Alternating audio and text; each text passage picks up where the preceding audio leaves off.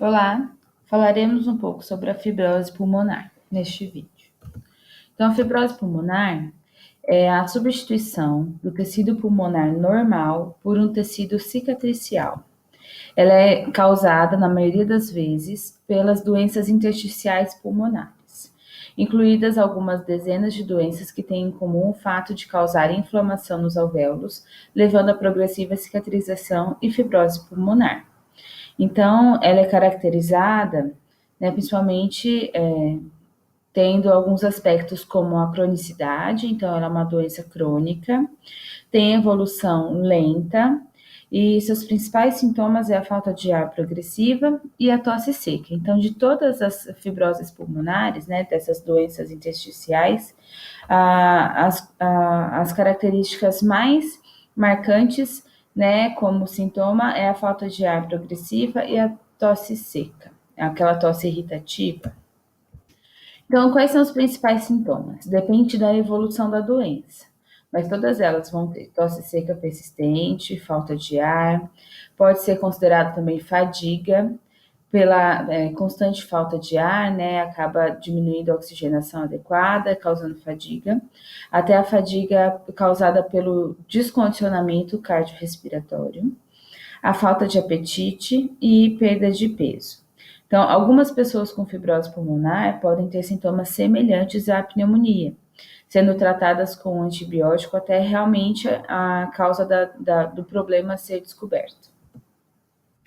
Quais são as principais causas, então? Inalação de poeiras inorgânicas ou pneumoconioses, então às vezes é causada, então essas alterações causadas por sílica e asbestos, poeiras orgânicas ou pneumonias de hipersensibilidade, por exemplo, aquelas causadas em criadores de aves, né, ou aquela pessoa que tem contato com mofo, sauna, ar-condicionado sem higienização adequada. Então, são muito comuns, se você for ver, pela disponibilidade disso no ambiente. Drogas, como por exemplo quimioterápicos, amiodarona e até a cocaína, são drogas que podem levar a uma fibrose pulmonar. Doenças reumáticas também podem afetar, doenças pulmonares de origem desconhecida, por exemplo, sarcoidoses, bronquiolite, fibrose pulmonar idiopática. Então, são doenças que você não tem muito controle. E o diagnóstico é feito como? É baseado na história clínica do paciente, principalmente em casos de exposição ambientais e profissionais. Então, se eu sei que é uma pessoa que trabalha, por exemplo, com aves, né, que tem um ambiente de vida, né, de trabalho com mofo, então provavelmente a história clínica deve ser levada em consideração. Alterações tomográficas, então, a paciente passa por uma tomografia computadorizada de tórax e encontra, né, alterações, né, da composição estrutural do pulmão. E também estudos das células ou dos tecidos alveolares, como, por exemplo, aqueles feitos por lavado brônquio-alveolar, que é feito através da broncoscopia, onde coleta, né, a secreção broncoalveolar, e até uma biópsia pulmonar, que aí você vai ter o tecido alveolar propriamente dito. Então, pensando no diagnóstico, a gente tem que sempre pensar que ele deve ser feito de forma muito adequada e o mais rápido possível. Por quê? Porque eu vou poder, assim, então, determinar um prognóstico adequado. Né, qual o melhor tratamento, né, o que se espera da evolução. Normalmente é feito pela avaliação clínica, então, e escolhe-se médicos especializados, principalmente aqueles com doenças raras. Avaliação laboratorial, então pesquisa-se tudo, principalmente de autoimunidade, avaliação radiológica, principalmente tomografia computadorizada, avaliação da função pulmonar, então a gente vai fazer lá a espirometria, a medição de volumes, difusão de CO2 e testes de exercício. A medição de volumes e difusão de CO2 normalmente é feito pela pletismografia. E os testes de exercício pode ser até um teste submáximo, como o teste de caminhada de 6 minutos, testes máximos como os de esteira, ou até o shuttle walk test. Então, temos várias possibilidades. E estudos de células pulmonares e biópsia pulmonar. Então, quando o diagnóstico não é atingido com as etapas anteriores, a obtenção de material pulmonar para o estudo microscópio é necessária.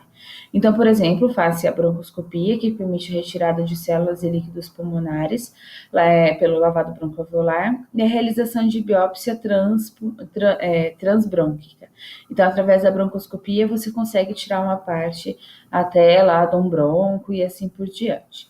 Ou até uma biópsia cirúrgica, né, nos casos mais complexos ou naqueles em que a broncoscopia não esclareceu o diagnóstico, pode ser indicada uma biópsia cirúrgica, tanto por via aberta, que é a convencional, onde se faz uma toracotomia, se faz uma abertura ali do tórax, quanto as toracoscópicas, né, como no tipo laparoscópicas, né, que vai um videozinho, uma câmerazinha, acha a região e faz a retirada. Então, uma aberta, outra, por exemplo, por vídeo.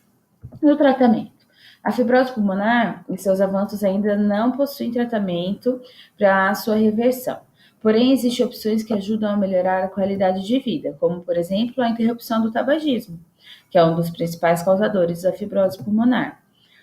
Muitas vezes a necessidade de oxigenoterapia, então a suplementação de oxigênio, pensando principalmente na qualidade de vida dessa pessoa, que ele consiga fazer suas atividades de vida diária, né, e higiene. O exercício é fundamental para a melhoria da capacidade física e, consequentemente, da qualidade de vida. Uma nutrição adequada, então muitos doentes perdem peso que enfraquece os músculos da respiração, então você perde composição muscular, porque na perda de peso não é só gordura que se vai, né? É fibra muscular também. E uso adequado de medicamentos. Os mais comuns são os corticoides, os imunossupressores, quando doenças autoimunes, ou até doenças, até uma hiperreatividade do sistema imunológico que gera a fibrose. Então, os imunossupressores estão aí para auxiliar. E outros como a colchicina e a acetilcisteína.